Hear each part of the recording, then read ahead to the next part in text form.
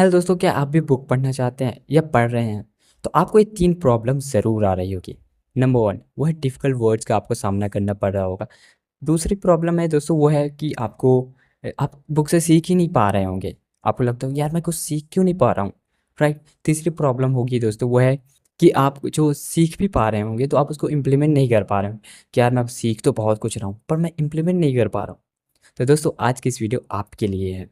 सो दोस्तों आज की इस वीडियो में ना मैं इन तीनों प्रॉब्लम का सॉल्यूशन देने वाला हूँ, तो प्लीज़ इस वीडियो को लास्ट तक देखिएगा ताकि आप इस प्रॉब्लम से सॉल्यूशन पा सकें। So let's start the video. चलिए समझते हैं सबसे पहली प्रॉब्लम का सॉल्यूशन।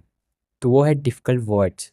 सो दोस्तों जब भी मैं एक बिगिनर था ना, जब मैंने भी बुक पढ़ना स्टार्ट किया था तो मुझे भी ना इन डिफ़िकल्ट वर्ड्स का सामना करना पड़ रहा था। तो मैंने एक सॉल्यूशन निकाला। मैंने क्या कर रहा था कि जब भी मैं कोई चैप्टर पढ़ता था ना, तो उसके बीच में मैं एक पेंसिल लेता था, मतलब पेंसिल रखता था अपने साथ। और जब भी चैप्टर पढ़ते जाता तो उसमें जैसे भी डिफ़िकल्ट वर्ड्स मिले मुझे, तो मैं उनको क्या करता था, मैं ना उसको अंडरलाइन कर लेता था। और ऐसे ही डिफ़िकल्ट वर्ड्स को अंडरलाइन करते चैप्टर कंप्लीट हो जाता था। और फिर उसके बाद ना मैं अपने लिए 5 मिनट निकालता था और उसके बाद मैं जो बुक की जिस इस चैप्टर में जितने भी डिफ़िकल्ट वर्ड्स होते थे ना उसको अपनी कॉपी में नोट करता था। फिर उसकी गूगल में जाके उसकी मीनिंग निकालता था। वो भी हिंदी की नहीं, इंग्लिश की में मीनिंग निकालता था। और उसके बाद फिर से उस बुक को मैं उस चैप्टर को पढ़ता था और ट्रस्ट मी दोस्तों वो मुझे बिल्कुल अच्छे से समझ में आता था। और दोस्तों उसके बाद मैं उस बुक से सीख भी पाता था, राइट? सो दोस्तों आपको भी क्या करना है, आपको भी यही चीज़ें करनी है। आप अपने साथ एक पेंसिल या एक हाइलाइटर रखिए। और उसके बाद जब भी आप कोई चैप्टर पढ़ना स्टार्ट करें और जब आपको डिफ़िकल्ट वर्ड्स मिले, तो आप उसको अंडरलाइन कर लीजिए। जब आप अंडरलाइन कर लेंगे, तब उसके बाद आपको लास्ट में चैप्टर कंप्लीट होने के बाद आपको 5 मिनट अपने लिए निकालना है और अपने हर एक वर्ड्स को ट्रांसलेट करना है, वो भी इंग्लिश टू इंग्लिश, राइट? या उसकी मीनिंग निकालनी है, ओके? तो देखिए दोस्तों, शुरुआत में आपको बहुत सारे डिफ़िकल्ट वर्ड्स मिलेंगे, राइट? क्योंकि आप एज़ अ बिगिनर हैं। आपको घबराने की ज़रूरत नहीं है कि आपको थोड़ा बोरिंग ज़रूर लग सकता है, बट दोस्तों ये ट्रस्ट मी, ये आपके लिए बहुत फ़ायदेमंद है। इससे आप न्यू वोकैब्युलरी भी सीखेंगे और आप बुक भी पढ़ना सीख जाएँगे कि बुक को एक्चुअली पढ़ते कैसे और समझते कैसे हैं, okay? Try this method, okay? दूसरी प्रॉब्लम है दोस्तों वो है कि हम बुक से सीख नहीं पाते। दोस्तों ये प्रॉब्लम तब आती है जब हमें बुक समझ में नहीं आती है। दैट्स व्हाई हम उससे कुछ सीख नहीं पाते। दोस्तों जब आप ट्रांसलेट करके पढ़ लेंगे, जब आप वर्ड्स की मीनिंग निकाल लेंगे ना, तो उसके बाद जब आप दोबारा बुक को पढ़ेंगे ना, तो अब आपको और अच्छे से समझ में आएगा। और जब आपको बुक समझ में ना आया ना, तो उसको बार-बार पढ़िए, जब तक कि वो बुक या वो चैप्टर आपको समझ में ना आए। क्योंकि दोस्तों कहते हैं ना, अगर आपको कोई चीज़ समझ में ना आए, तो उसको बार-बार करना चाहिए।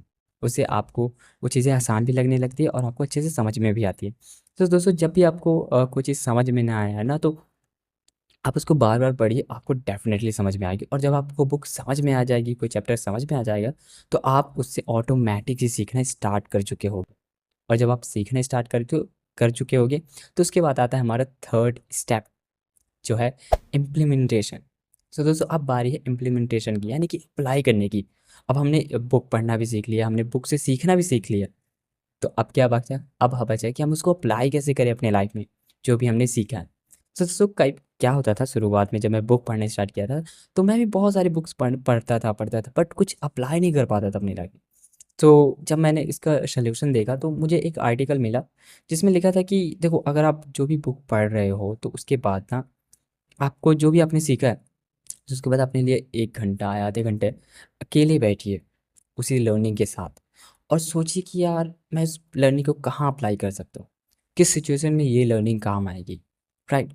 और उसमें लिखिए, जो भी आपने सीखा उसमें लिखिए कि ये लर्निंग इस वक्त काम आएगी। ये कोई सिचुएशन हो सकती है, कोई टाइम हो सकता है या किसी के साथ हो सकता है, राइट? जैसे फॉर एग्ज़ाम्पल मैंने अभी how to talk to anyone book पढ़ रहा हूँ, तो इसमें कई सारी टेक्निक्स हैं, जो मैं किसी सिचुएशन में यूज़ कर सकता हूँ, किसी फ्रेंड के साथ यूज़ कर सकता हूँ, राइट?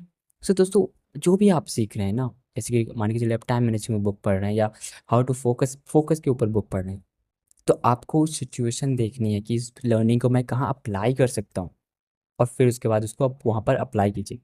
हो सकता है कई बार रिज़ल्ट मिले, कई बार ना मिले। पर दोस्तों आपको अगर वो लर्निंग प्रॉपर है ना, अगर वो लर्निंग सही है, तो आपको बार-बार अप्लाई करते रहना। हो सकता है आप अप्लाई करने का तरीका गलत हो। आप फिर से उस बुक पे जाइए, पढ़िए उस बुक को और फिर से इस बुक को मतलब कि उस लर्निंग को अप्लाई करने की कोशिश कीजिए। आपको डेफ़िनिटली रिज़ल्ट मिलेगा। तो दोस्तों जब आप ये 3 काम कर लेंगे ना, तो आप उस बुक की सारी चीज़ें मतलब आप उस बुक को पूरी तरह से फ़ायदा उठा चुके होंगे। फिर दोस्तों जब आप कोई भी नई बुक पढ़ोगे ना, तो आपको बस यही 3 स्टेप्स को फ़ॉलो करना है और आप किसी बुक से प्रॉपर या मैक्सिमम बेनिफिट ले सकते हैं। तो दोस्तों ये था video on reading for beginners. I hope आपको ये वीडियो पसंद आया होगा। अगर आपको वीडियो पसंद आए तो प्लीज़ इस वीडियो को लाइक कर दीजिए, चैनल को सब्सक्राइब कर लीजिए और ऐसी इन्फॉर्मेटिव एंड इफ़ेक्टिव वीडियोज़ के लिए। Thank you so much for watching this video. Bye bye.